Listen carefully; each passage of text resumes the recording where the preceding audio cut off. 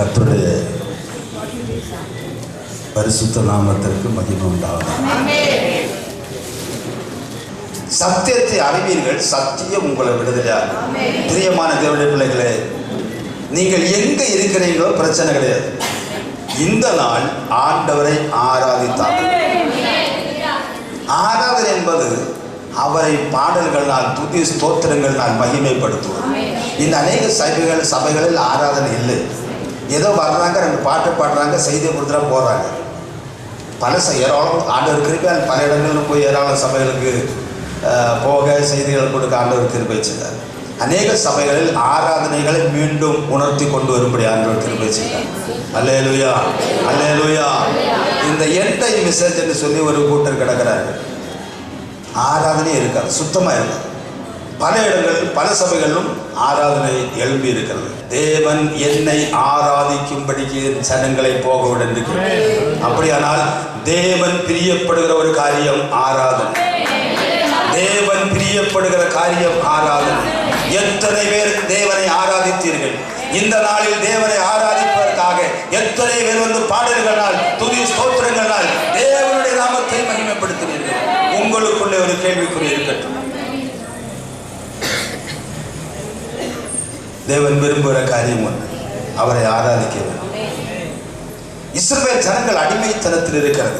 அப்பொழுது கர்த்தர் என்ன சொல்லி கூப்பிடும்படி சொல்லுகிறார்? வாசியுங்கள். யாத்திரா புஸ்தகம் 8ஆம் அதிகாரம் 1ஆம் வசனம் வாசிங்க. கர்த்தர் மோசேயை நோக்கி, நீ பார்வோனிடத்தில் போய் எனக்கு, எங்களுக்கு அல்ல, எனக்கு ஆராதனை செய்ய என் ஜனங்களை அனுப்பிவிடு. அப்படியானால் தேவன் இந்த ஜனங்களை எதற்காக அழைக்கிறார்? இந்த ஜனங்களை எதற்காக அடிமைத்தனத்திலிருந்து அழைக்கிறார்? அவரை ஆராதிப்பதற்காக.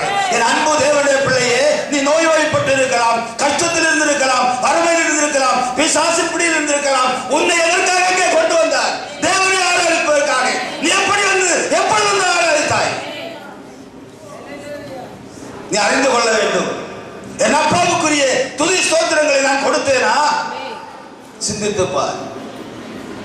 அதே அதிகாரம் 9ஆம் அதிகாரம் 1ஆம் வசனம் படிங்க.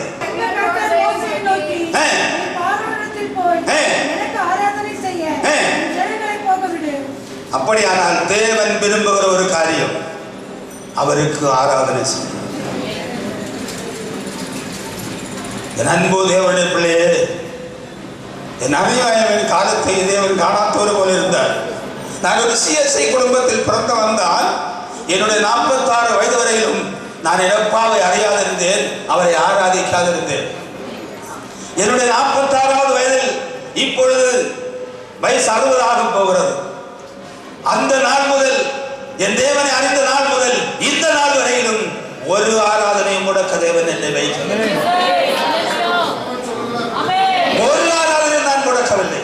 இந்த உயிரின் சரீரத்தில் இருக்கிற நாள் வரையிலும் ஓராடி என்னுடைய காலில் எடுத்து வைக்க தேவன் ஜீவன் தந்திருக்கிற, பலன் தந்திருக்கிற நாள் வரையிலும் நான் என் கர்த்தரை ஆராதிப்பேன்.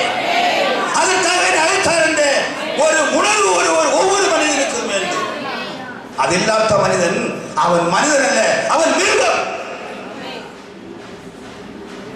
அது ஒவ்வொருவரும் தெரிந்து கொள்ள வேண்டும். இதில் ஒரு பெரிய சட்டம் இருக்கிறது தெரியுமா உங்களுக்கு? ஒரு பெரிய பிரமாணம் இருக்கிறது தெரியுமா உங்களுக்கு? எத்தனை பேரை அவரை கொலை செய்திருக்க வேண்டும் தெரியுமா உங்களுக்கு? வாசிக்கும். எண்ணாகமம் புஸ்தகம் 15ஆம் அதிகாரம், எண்ணாகமம் 15ஆம் அதிகாரம் 32ஆம் வசனம் முதல் வாசிங்க. எண்ணாகமம் 15:32 முதல். இஸ்ரவேல் அவங்க வேலைக்கு போகலைங்க, வேற எங்கேயோ போகலைங்க. பருப்பு இருக்குது, பயறு இருக்குது, அரிசி இருக்குது, கோதுமை இருக்குது. இதை வேக வைக்கணும்னா விறகு தேவை இருக்கிறது. விறகு மட்டும்தான் பிறக்க போனாங்க. அது ஒரு பெரிய குற்றமா? தேவனுடைய சமூகத்தில் குற்றம். தேவனுடைய சமூகத்தில் குற்றம். ஒரு மனிதன் விறகு பதக்கி கொண்டிருக்கிறார். அந்த மனிதனை கண்டுபிடித்து கொண்டு வருகிறார்கள். அதற்கு என்ன தண்டனை கொடுக்கிறார் பாருங்கள். அதுவரையிலும் இந்த ஆராதனை முடக்குகிறவனுக்கு என்ன தண்டனை என்று தேவன் கட்டளை கொடுக்கவில்லை. ஒரு புதிய கட்டளை கொடுக்கிறார். கேளுங்கள், வாசிங்க. இஸ்ரவேல் புத்திரர் வனாந்தரத்தில் இருக்கையில் ஓய்வு நாளில் விறகுகளை பிறக்கிக் கொண்டிருந்த ஒரு மனிதனை கண்டுபிடித்தார்கள். அந்த மனிதனை அவனை மோசே ஆரோன் என்பவர்களிடத்துக்கு சபையார் அனைவரிடத்திற்கும் கொண்டு வந்தார்கள். அவனுக்கு செய்ய வேண்டியது இன்னதென்று தீர்க்கமான உத்தரவு இல்லாதபடியினால் அவனை காவலில் வைத்தார்கள். கர்த்தர் மோசேயை நோக்கி, அந்த மனிதன் நிச்சயமாய் கொலை செய்யப்பட வேண்டும். எல்லாரும் பைபிள் எடுத்துட்டீங்களா? பேஜ் நம்பர் சொல்லுங்க. பேஜ் நம்பர் சொல்லுங்க.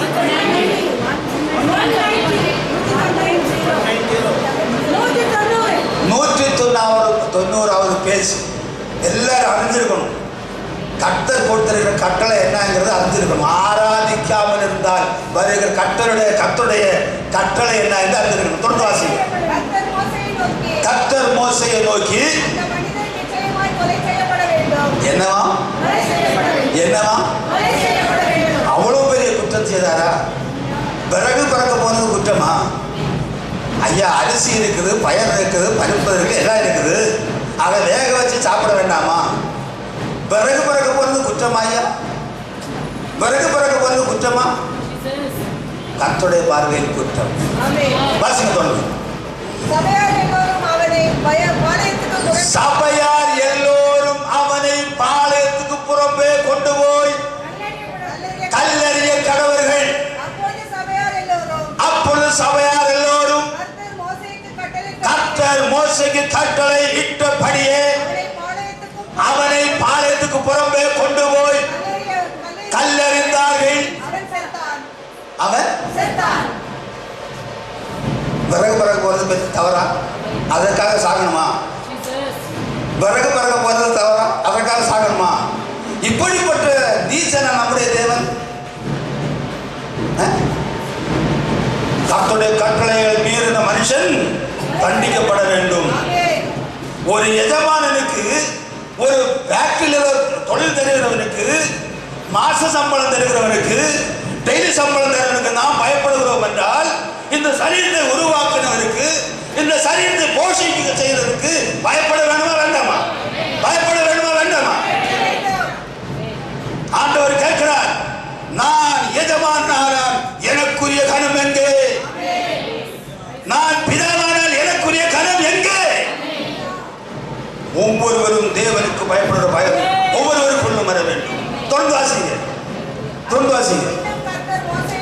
பின்னும் கர்த்தர் மோசேயை நோக்கி இஸ்ரவேல் புத்திரரிடத்தில் பேசி அவர்கள் தங்கள் தலைமுறை தோறும் தங்கள் வஸ்திரங்களின் ஓரங்களிலே. இங்கதான் முக்கியமான ஒரு காரியம் வந்து பாருங்க. என்ன சொல்லுகிறார்? உங்கள் தலைமுறை.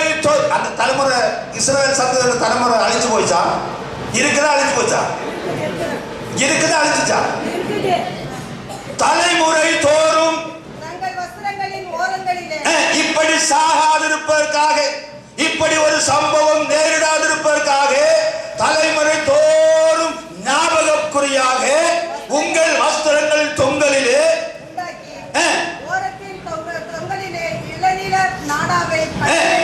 அவர்களுக்கு சொல். நீங்கள் பின்பற்றி சோரப் போகிற உங்கள் இருதயத்துக்கும் உங்கள் கண்களுக்கும் ஏற்க நடவாமல் அதை பார்த்து கற்பனை எல்லாம்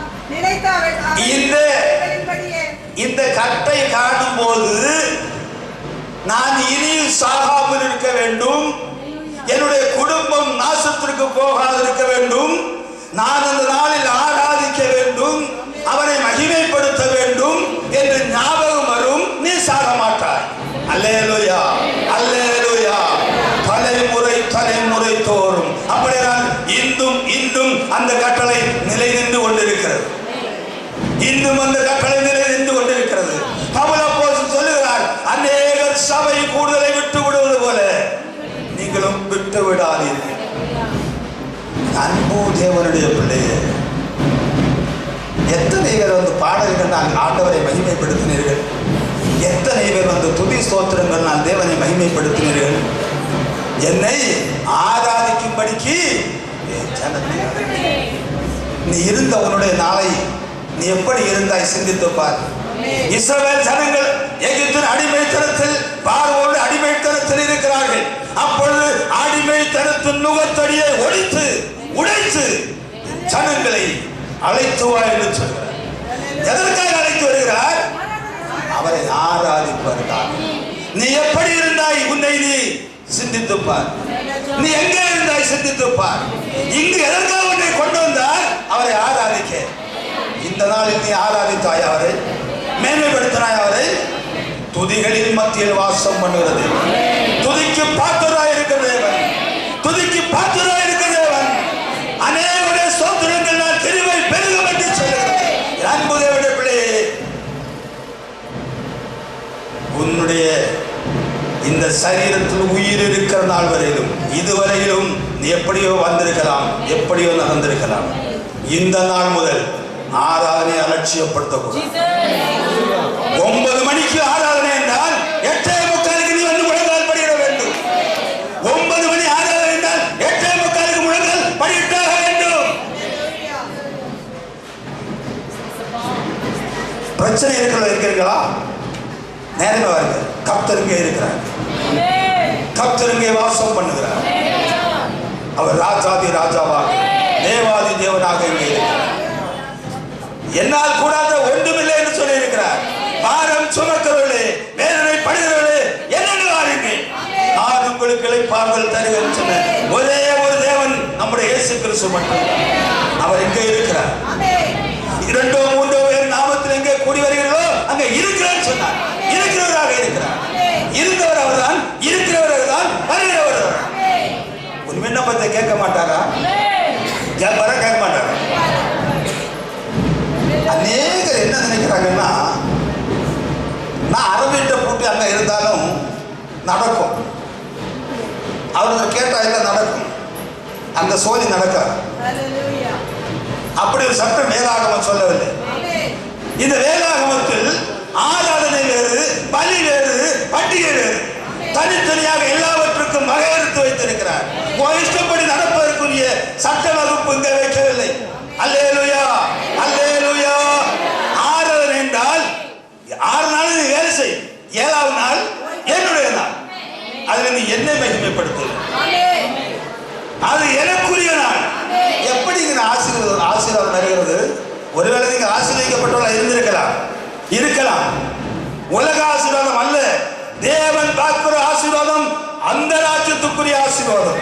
இந்த உலகத்தில் வாழ்வதற்காக உலக ஆசீர்வாதம் தருகிறார். மெயினாக அந்த ராஜ்யத்துக்குரிய ஆசீர்வாதத்தை தருகிறார்.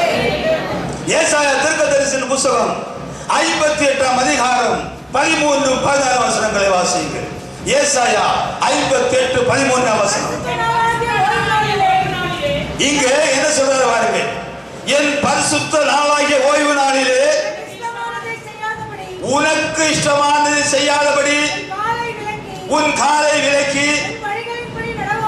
ஏசாயா 58:13 உன் காலை விலக்கி. எப்படி? இந்த பரிசுத்த ஓய்வு நாளிலே நியாயப்பிரமாணம் கொடுக்கும் போது அப்படிதான் கொடுக்கிறார்.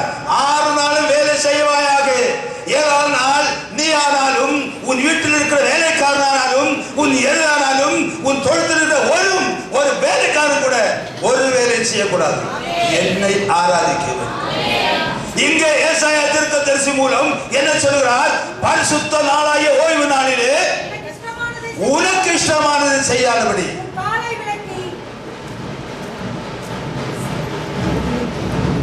எப்படியோ நடக்குது, எப்படியோ நடக்கிறாங்க. தேவன் வகுப்பு வைக்கல, வழி வைக்கல. அப்படியானால் என் அன்பு தேவனுடைய பிள்ளைகளே, நம்முடைய இதயத்தின் வாஞ்சைகளை தேவன் நிறைவேற்றுவார். இந்த நாள் கம்பெனி ஒன்று எனக்கு தெரியலைங்க, கம்பெனிகள் ஒன்றும் இருக்காது. அப்படியானால் தாமதமாய் வந்தவர்கள் எல்லாம் நிருசாரமாய் இருக்கிறீர்கள்.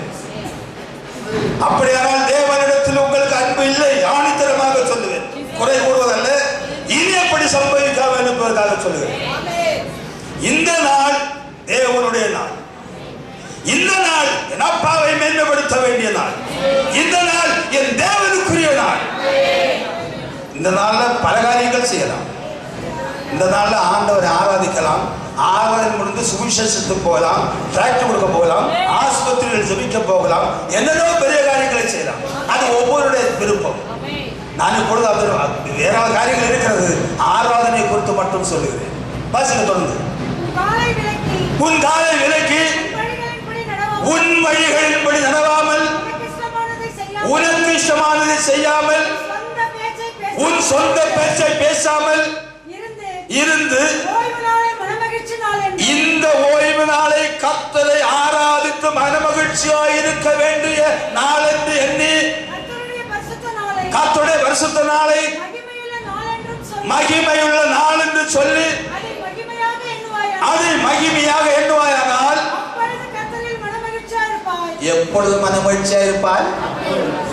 உன் குடும்பத்தில் சந்தோஷ குறைவு வராது, உன் குடும்பத்தில் சமாதான குறைவு வராது, நீ வேலை செய்கிற இடத்தில் சமாதான குறைவு வராது, உன்னுடைய சரீரத்தில் எந்த நோயும் வராது, உன்னிடத்தில் எந்த சத்துரு வரமாட்டான். அவன் என் பிள்ளை, என்னை ஆராதித்தவன், என் பிள்ளையிடத்தில் வராது கட்டளை கொடுப்பார். எல்லாவற்றுக்கும் ஒரு முற்றுப்புள்ளி வைக்கிற இடம்தான் இந்த இடம். சகலத்துக்கு முற்றுப்புள்ளி வைக்கிற இடம்தான் இந்த இடம். அப்பா அப்பா என்று தகப்பனார் இடத்தில் செல்லும் பொழுது என் பிள்ளையே என்று கொஞ்சுவார்களே, அந்த இடம் தான் இந்த இடம். அல்லேலூயா அல்லேலூயா அல்லேலூயா. ஆண்டவரை ஆராதித்து ஆராதித்து ஆராய்த்து மகிமைப்படுத்தி துதி ஸ்தோத்திரங்களால் அவரை மகிமைப்படுத்தி அப்பாவுடைய கிருபை அப்பாவுடைய கிருபை, அப்பா என்னை ரட்சித்தாரே, என்னை ரட்சித்தீரே, உம்முடைய கிருபை பெருதப்பா என்று சொல்லி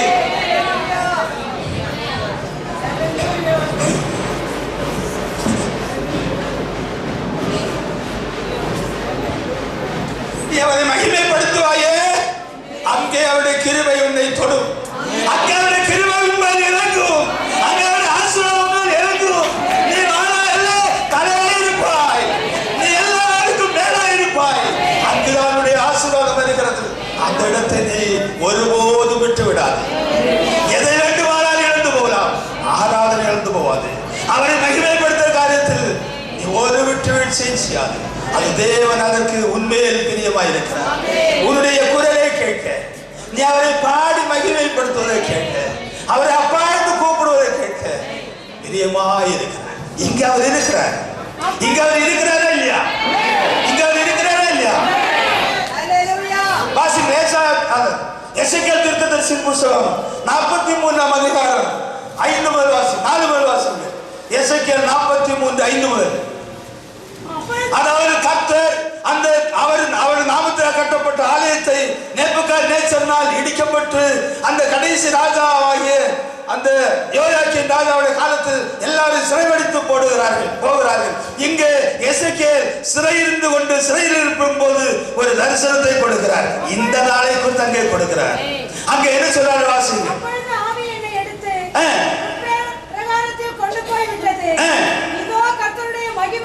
இதோ கர்த்தருடைய மகிமை ஆலயத்தை நிரப்பிட்டு இந்த ஆலயத்தை குறித்து அவர் சொல்லுகிறார்.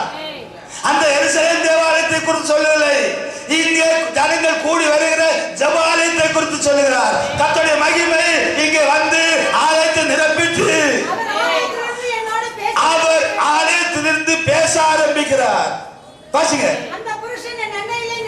முதலாவதாக ஆவி வந்தது, மகிமையினால் தேவாலயம் நிரம்புகிறது.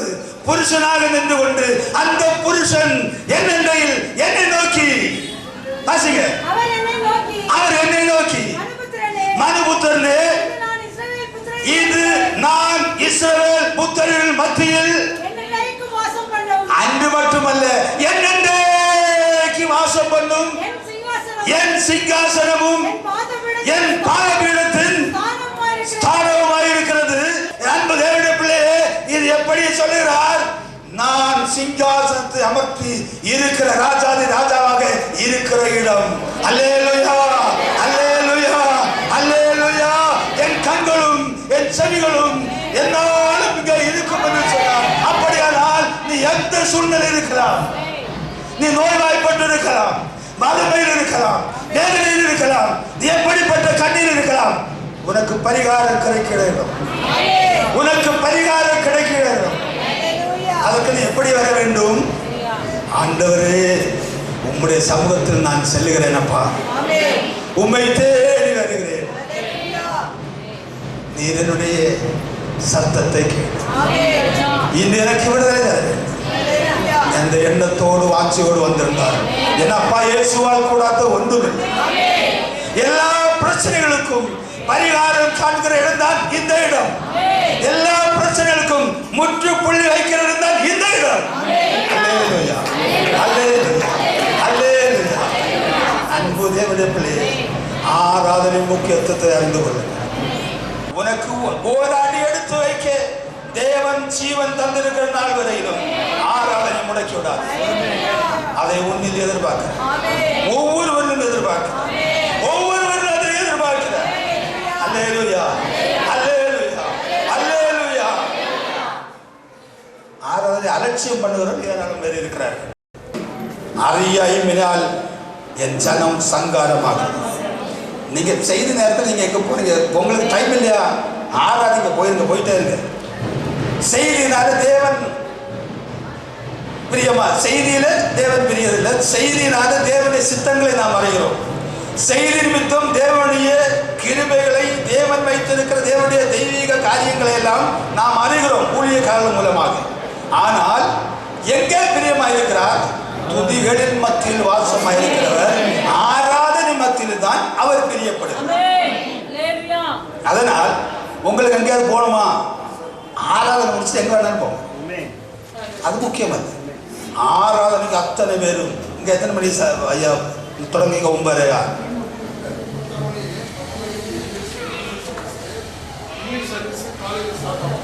சரி, எத்தனை மணிக்கு தொடங்கினாலும் சரி, இன்று முதல் இங்கே வருகிற ஒரு நபர் கூட தொடங்குவதற்கு முன்பே வந்து முழங்கால் படிட்டார்கள். எனக்கு தெரியாது என்று யாரும் சொல்லிவிட முடியாது. அத்தனை பேரும் யார் யார் வருகிறீர்களோ அத்தனை பேரும் இந்த ஆராதனையில் அத்தனை பேரும் கலந்து கொள்ள வேண்டும். உங்களுக்கு முக்கியமான வேலை இருக்கா? செய்தி நீங்க கேட்க, அது என்னுடைய, அது ஐயாவோட கருத்து எனக்கு தெரியாது. அது ஒவ்வொருடைய விருப்பத்தை பொறுத்தது. செய்தினால் தேவனுடைய காரியங்களை நாம் அறிய முடியும், நம்மை பக்குவப்படுத்த முடியும். அதாவது ஆண்டவருடைய வார்த்தை தான் நம்மை கரைத்திரை அற்றவர்களாக கழுகிறது. அது உங்களுக்கு வேண்டாமா? போயிருங்க. ஆனால் செய்தி கேட்டால் என்ன ஆகும்? அந்த செய்தியின் மூலம் பரிசுத்த நம்மிடத்தில் இருக்கிற அந்த அசுத்தம், அந்த கரடுகள் மாறும். அந்த செக்ஷன் வேறு. ஆனால் ஆராதனைக்கு முக்கியத்துவம் வருது. நேரம் இல்லையா? போயிருங்க. ஆனால் நேரம் இருந்தால் நீங்கள் கேட்டுதான் ஆகணும். அப்போ என்ன ஆகும்? வீட்டில் உள்ள பிரச்சனைகள் மாறுவதற்கு வழி இங்கே தான் இருக்குது. வேலை செய்கிற இடத்துல உள்ள பிரச்சனை மாறுவதற்கு இங்கே தான் இருக்குது. செய்தி தான் வரும், செய்தியில் இருக்குது. அது நீங்கள் அதையும் போது இது பிரச்சனையா, இது இப்படியா? அப்போ நாம நம்மை தேர்த்துக்கொள்ள முடியும் வார்த்தையின் மூலம். அல்லேலூயா, அல்லேலூயா. ஒவ்வொருவரும் இதை மனதில் வைத்துக் கொள்ளுங்கள். ஆராதனைகளை ஒரு நபர் கூட அலட்சியப்படுத்தக்கூடாது. ஒரு நபர் கூட, பிள்ளைகளாக இருந்தாலும் சரி, எல்லாரும் கர்த்தரை கம்பீரமாய் துதிக்க வேண்டும், கம்பீரமாக மகிமைப்படுத்த வேண்டும். அநேக இடங்கள் ஆராதனையில் குறைஞ்சு போயிட்டே இருக்கு. குறைஞ்சு போய் இந்த கழுதை கட்டணம் பண்ண மாதிரி இப்போ ஆராதனைகள் குறைஞ்சு போயிட்டு இருக்கு. 1 மணி நேரம் ஆராதிக்க முடியும், 1 மணி நேரம் ஆராதிக்க. 2 மணி நேரம் ஆராதிக்க முடியும், 2 மணி நேரம் ஆராதிக்க. 3 மணி நேரம் ஆராதிக்க முடியும், 3 மணி நேரம் ஆராதிக்க. எத்தனை மணி நேரம் ஆராதிக்க முடியுமோ அத்தனை அது தேவன் பிரியப்படுகிறார். அது நாசம் நமக்கு தான் பிரியமானவர்களே. செய்தி ஆண்டவர் தர்றது போல பார்ப்போம். இப்போ நான் ரட்சிப்பின் அனுபவத்துக்குள் வந்த அந்த டைமில் நாங்கள் டிராக்ட் கொடுக்க போவோம். நானும் ஒரு காலேஜ் ப்ரொஃபஸர் வேலையை விட்டுட்டு வந்திருக்கிறேன். அவர் நானுமா அந்த இது டிராக்ட் கொடுக்க போகும்போது ஒரு, அதாவது சுரூபங்கள் ஒன்று இல்லாமல், விக்கிரகங்கள் இல்லாமல் ஆசிரியர் பிரிந்து ஒரு சபை, ஒரு கூட்டம் ஜனங்கள் தேவனை ஆராதிக்கிறார்கள். அங்கே தான் நாங்கள் டிராக்ட் அந்த அவங்க ஆராதனை முடித்து வரும்போது நாங்கள் கொடுப்போம். ஒரு நாள் நான் என்ன பண்ணேன்னா, எவ்வளோ ஜனங்கள் போகுது, என்ன தான் பண்ணுறாங்க, பயங்கரமான விடுதலை நடக்குது. ஆட்கள் அன்னைக்கே எத்தனை வருஷம், ஒரு 10-12 வருஷத்துக்கு முன்னால், 12-13 வருஷத்துக்கு முன்னால் அங்கே போகும்போது இவ்வளோ ஆட்கள் போகிறாங்களே, என்ன தான் அங்கே நடக்குது அப்படின்னு நான் பார்க்க போனால் எனக்கு ஆச்சரியம். என்ன ஆச்சரியம்? சின்ன பிள்ளைங்க முதல் அங்கே ஸ்டேஜில் நிற்க அத்தனை ஊழியக்காரர் முதல் எல்லாருடைய கையும் ஓய்ந்து தான் இருக்கு. அத்தனை பேர் அல்லேலூயா ஸ்தோத்திரம், அல்லேலூயா ஸ்தோத்திரம், அல்லேலூயா ஸ்தோத்திரம், அல்லேலூயா ஸ்தோத்திரம் என்று தேவனை மகிமைப்படுத்தி கொண்டிருக்கிறார்கள். என்னுடைய நாமத்தை பிரஸ்தாபப்படுத்துகிற எந்த இடத்திலும் நான் அங்கு வந்து உங்களை ஆசீர்வதிக்க. அவங்க ஆர்சியோ ஏலசியோ பிரச்சனை இல்லை. அங்க தேவனை துதித்து மகிமைப்படுத்துகிறார்கள். ஆண்டவர் கிரியை செய்யாம இருப்பாரா? கிரியை செய்வார். ஆனா சத்தியத்தை அறிந்து கொண்டோம் என்று சொல்கிற நாம் தான் கீழே போயிட்டு இருக்கோம். ஏராளம் சபைகள் ஆண்டவரை மகிமைப்படுத்துகிற காரியத்தில் முக்கியத்துவம் கொடுங்க. மட்டுமல்ல, பிரதானமாக சொல்லி இருக்கிற ஒரு காரியம் இருக்கிற வாசியங்கள் 1 தீமோத்தேயு புத்தகம் 2ஆம் அதிகாரம் 1 வசனம். செய்திக்குள்ள நேரம் கிடைச்சா பிரதானமாய் சொல்லுகிற புத்தி என்னவெனில், எல்லா மனுஷருக்காகவும் விண்ணப்பங்களையும் ஜெபங்களையும் வேண்டுதல்களையும் ஸ்தோத்திரங்களையும் பண்ண வேண்டும். இப்போ அந்த பவுல் அப்போஸ்தலன் நமக்கு என்ன சொல்லுகிறார்? சபைக்கு சொல்லுகிறார். நான் பிரதானமாக சொல்லுகிறது என்னவென்றால், அப்படியானால் மிக முக்கியமாக சொல்லுகிறது என்னவென்றால், எல்லா மனுஷருக்காகவும் விண்ணப்பங்களையும் ஜெபங்களையும் ஸ்தோத்திரங்களையும் பண்ண வேண்டும். நாம செய்யறோமா? செய்யணும். இன்று முதல் செய்யணும். இதுவரை நீங்க செய்தீங்களோ செய்யலையோ, இன்று முதல் செய்ய. இது பிரதானமாக சொல்லி இருக்கிற கட்டளை. அத்தனை பேரும் செய்யும். அடுத்தது, நாம் எல்லா பக்தியோடும், இங்கே நாம் எல்லா பக்தியோடும் நல்லொழுக்கத்தோடும் கலகம் இல்லாமல் சமாதானமாக ஜீவிக்க வேண்டுமானால் ராஜாக்களுக்காகவும் அதிகாரமுள்ள யாவருக்காகவும் ஜெபிக்க வேண்டும். அதிகாரிகள் தேவையில்லாத சட்டங்களை கொண்டு வரக்கூடாது. நமக்கு விரோதமான சட்டங்கள் வரக்கூடாது. நமக்கு பிரச்சனையா இருக்கிற காரியங்கள் வரக்கூடாது. ஆண்டவரே, மும்பர்கள் முதல் மினிஸ்டர் வரை இருக்கிற அத்தனை பேருக்காகவும் நான் ஜெபிக்கிறேன். அத்தனை பேருக்காக நாம் ஜெபிக்க கடமைப்பட்டோம். அநேகருடைய விண்ணப்பத்தை அவர் கேட்பார். நம்முடைய விண்ணப்பத்தை அவர் கேட்பார். என் நாமந்தரிக்கப்பட்ட என் ஜனங்கள் தன்னை தாழ்த்தி ஆண்டவரிடத்தில் கேட்கும்போது அதை செய்வார். அல்லேலூயா, அல்லேலூயா, அல்லேலூயா. ஒவ்வொருடைய வாழ்க்கையிலும் இது இருந்தாக வேண்டும். ஒவ்வொருடைய வாழ்க்கையிலும் இது இருந்தாக வேண்டும். இதெல்லாம் முடித்து விட்டு அப்படியே போவார்கள் சிலர். அப்படி அல்ல.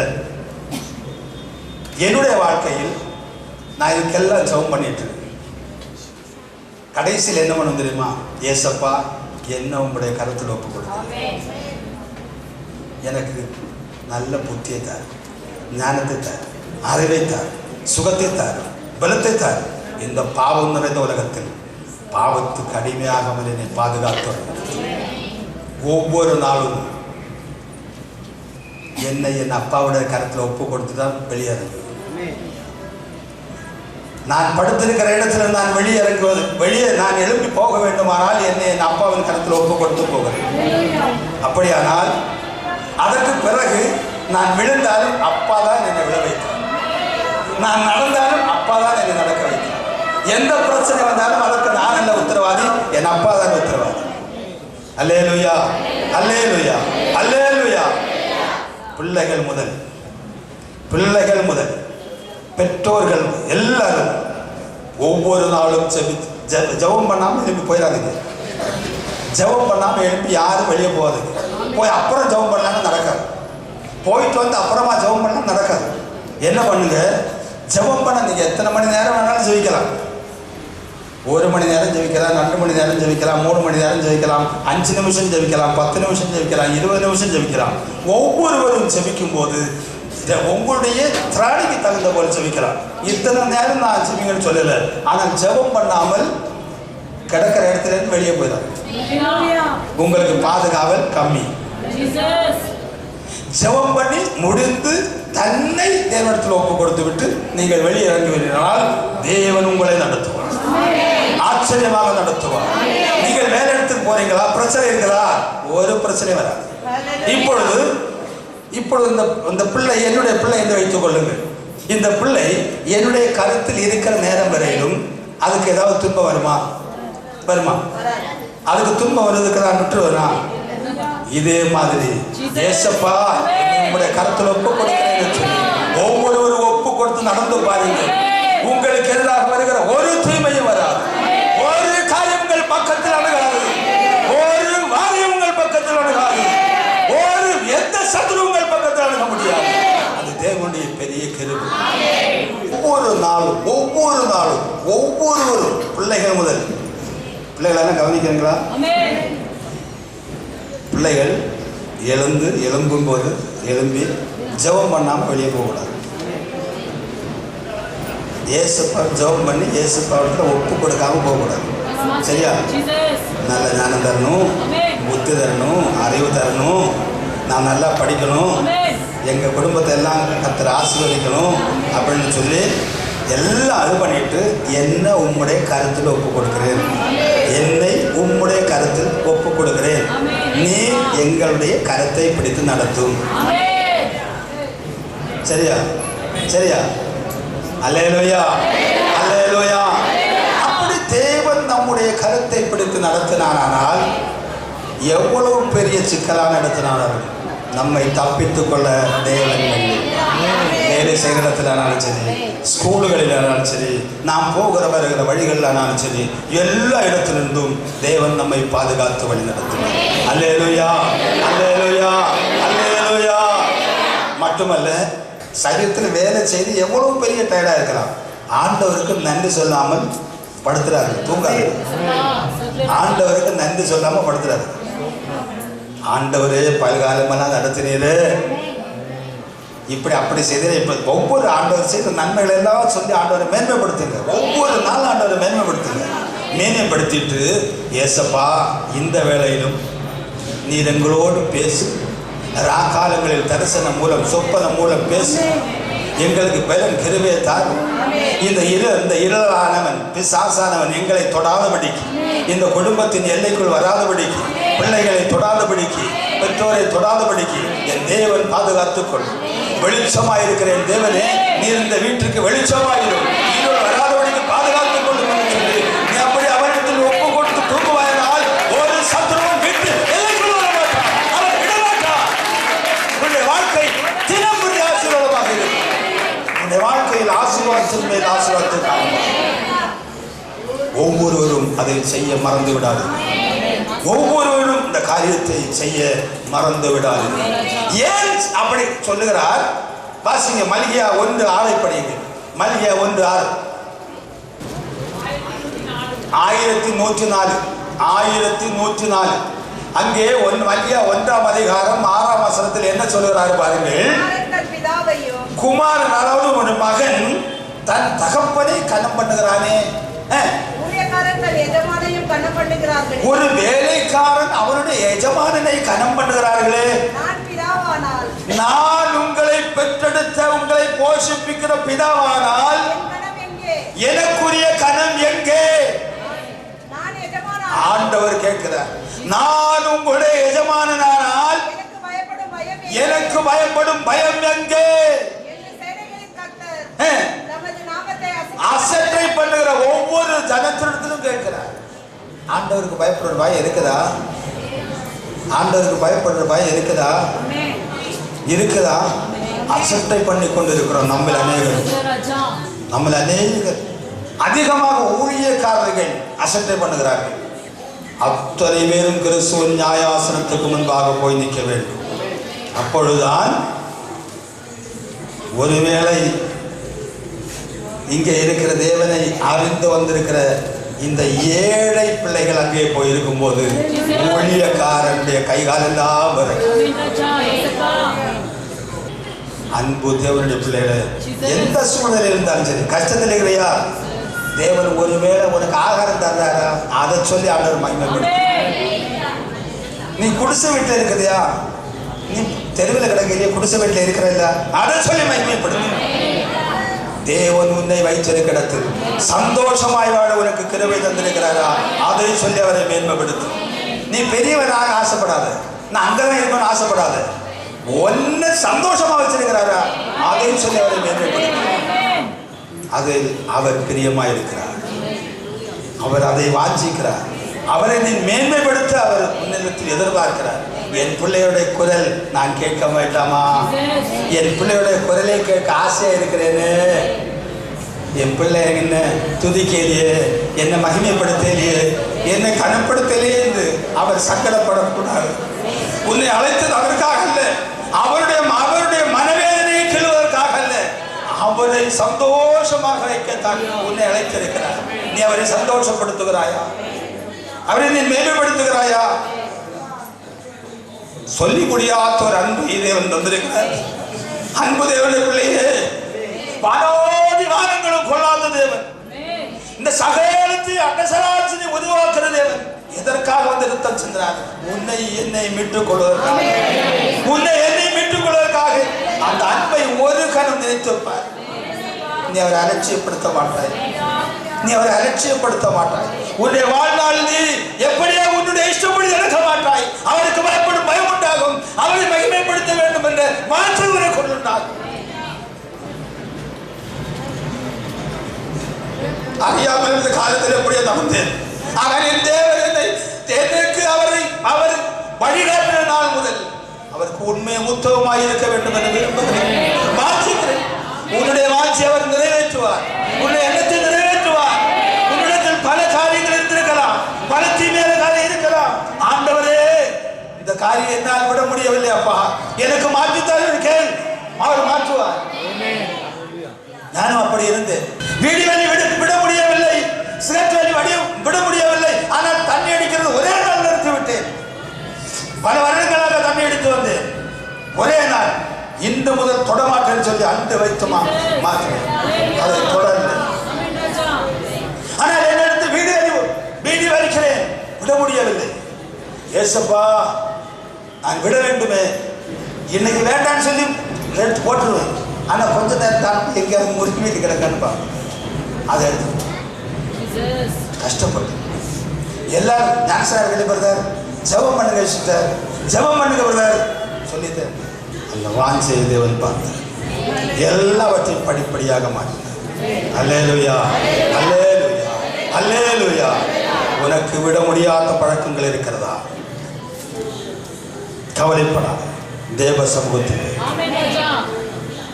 சமூகத்தில் எல்லாவற்றையும் மாற்றும்படி அப்பாவால் கூடாத இந்த உலகத்தில் எதுவும் கிடையாது. அல்லேலூயா, அல்லேலூயா. என் அன்பு தேவனுடைய வசனம் என்னை மனிதனாக மாற்றினது. அல்லேலூயா, அல்லேலூயா. மட்டுமல்ல, என்னுடைய குடும்பத்தில் நான் திருச்சூரிலிருந்து ஊருக்கு வரும்பொழுது ஒரு வாரமாக இருக்கலாம், நான் வீட்டில் நிற்பது, அல்லது 2 வாரமாக இருக்கலாம். எங்களுக்குள் ஏதாவது பிரச்சனை வந்துவிடும். யாருக்குள்ள?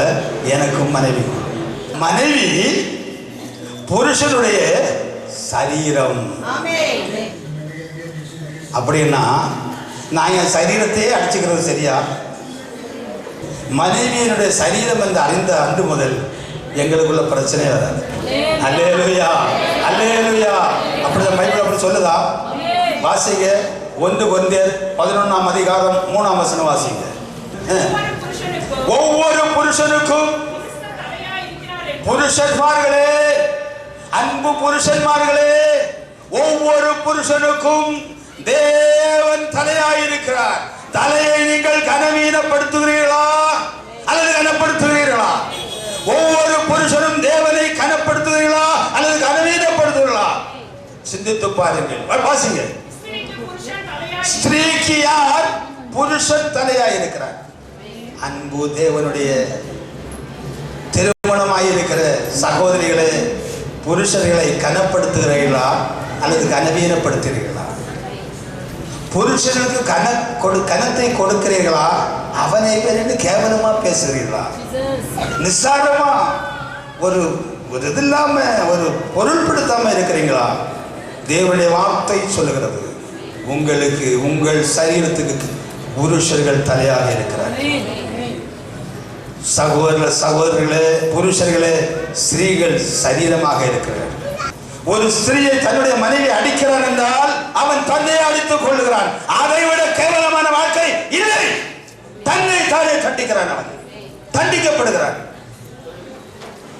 பைபிள் சொல்றது, நான் சொல்றது. வாசிங்க.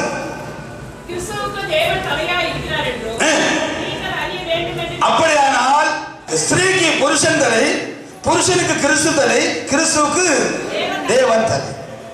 இங்கே காண்கிற இந்த புருஷனுக்கு கிறிஸ்து தலை, கிறிஸ்துவுக்கு தேவன் தலை. அப்படியானால் சரீரத்துக்கும் தலைக்கும் உரிய வித்தியாசத்தை நாம் அறிவோமானால் குடும்பத்தில் பிரச்சனை இல்லை. குடும்பம் சந்தோஷமாக வாழும். விட்டு கொடுக்கும் தன்மை நமக்கு உண்டாகும். என்னையே நான் அடித்துக்கிட வேண்டுமா என்று நாம் ஆராய்ந்து பார்த்தோமானால், என் தலையை நானே குட்ட வேண்டுமா என்று பார்ப்போமானால் குடும்பத்தில் பிரச்சனை இல்லை. குடும்பத்தில் எந்த விதமான பிரச்சனை இல்லை. விட்டு வீழ்ச்சி உண்டாகும், சந்தோஷமாக இருக்கும். இதை தேவன் எதிர்பார்க்கிறார். இதை ஒவ்வொரு குடும்பத்திலும் தேவன் எதிர்பார்க்கிறார். குடும்பம் என்பது என்ன, அல்லது சபை என்பது என்ன? வாருங்கள் எபேசியர் நிருபம், எபேசியர் 5ஆம் அதிகாரத்துக்கு வாருங்கள். எபேசியர் 5ஆம் அதிகாரம் 21 படியுங்கள். தெய்வ பயத்தோடு ஒருவருக்கொருவர் கீழ்ப்படியுங்கள். மனைவிகளே கர்த்தருக்கு கீழ்ப்படிவது போல மனைவிகளே சொந்த புருஷனுக்கு கீழ்ப்படியுங்கள். கிறிஸ்து எப்படியா இருக்கிறாராம்? அப்படியானால் ஸ்திரீக்கும் புருஷனுக்குமாக தலையா இருக்கிறது யார்? கிறிஸ்து. தேவனுக்கு பின்பாக நாம் மனவாட்டிகளாக இருக்கிறோம். நம்முடைய குடும்பத்திலிருந்து ஒழுங்குமுறைகள் வர வேண்டும். தலை, இந்த சரீரம் என்னுடைய தலையானது சரீரம், இது என்னுடைய சரீரம் என்று நினைக்க வேண்டும். சரீரமானது எது என்னுடைய தலை என்று நினைக்க வேண்டும். அப்படி நினைத்தோமானால் பிரச்சனை இல்லை. தொடர்ந்து படிங்க. கிறிஸ்து சபைக்கு தலையா இருக்கிறது போல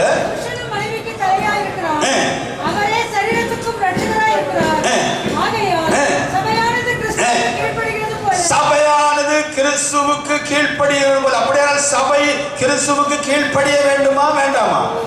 சபை கிறிஸ்துவுக்கு கீழ்ப்படியது போல இங்கே மனைவிமார் புருஷர்களுக்கு கீழ்ப்படிந்தாக வேண்டும்.